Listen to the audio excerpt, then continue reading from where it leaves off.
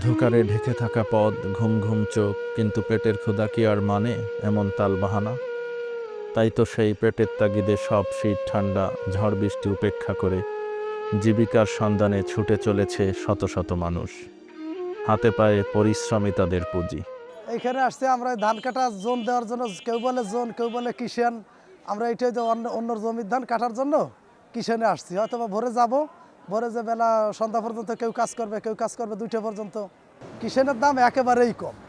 যে দাম কিষানের হয় তাতে আসলে আমাদের মতো সাধারণ মানুষের চলার মতো কোনো অবস্থা আপাতত নেই। সেদিনকে হয়তো বাড়ি ভালো করে বাজার করতে পারি না, কিস্তি দিতে পারি না, সময়ের ভিতরে বাজার ভালো সুন্দরভাবে মাছ পোনা কিনতে পারি না, ছেলে মেয়েদের ডাল ভাত খাওয়াতে হয়। আমাকে দেখার মতন তো নাই, এটা তো সবাই বুঝতে হচ্ছে। সাধারণ পাবলিকের থেকে শুরু হয়ে দেশের নেতাকর্মী সবাই বুঝতে হচ্ছে সাধারণ মানুষের কি অবস্থা। আমাদের হালটা দেখেন আপনি, এই চারিপাশে ক্যামেরা ধরে দেন, কত মানে 100-200 টাকা কামাইয়ের জন্য রোডে বিক্রির মতন দাঁড়ায় রয়েছে সবে।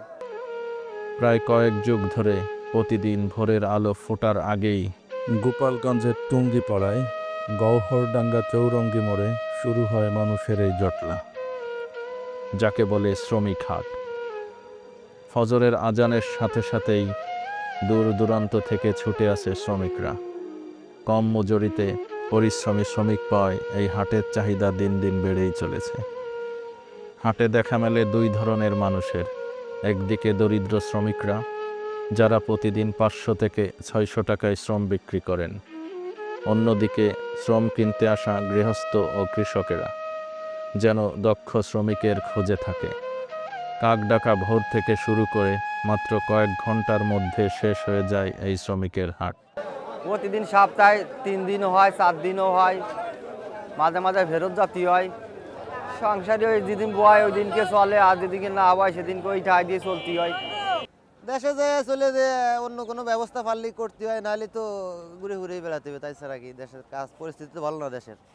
প্রতিদিন এখানে কিষান বিক্রি হয়, কিন্তু আমরা প্রতিদিন ঠিক হতে পারি না।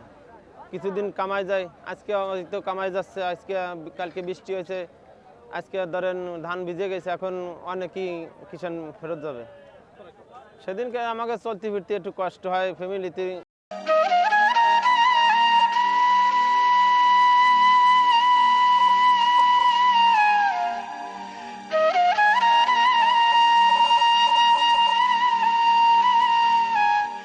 এই হাট প্রতিদিনের কঠোর পরিশ্রম, টিকে থাকার যুদ্ধ এবং মানুষের জীবনের বাস্তবতার প্রতিচ্ছবি।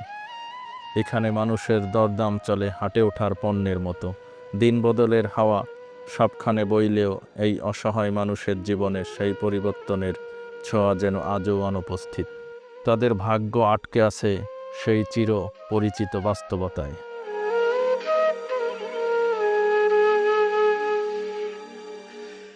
যেখানে প্রতিটি দিনের শুরু হয় পরিবারের মুখের একবেলা খাবার তুলে দেওয়ার সংগ্রামের মধ্য দিয়ে।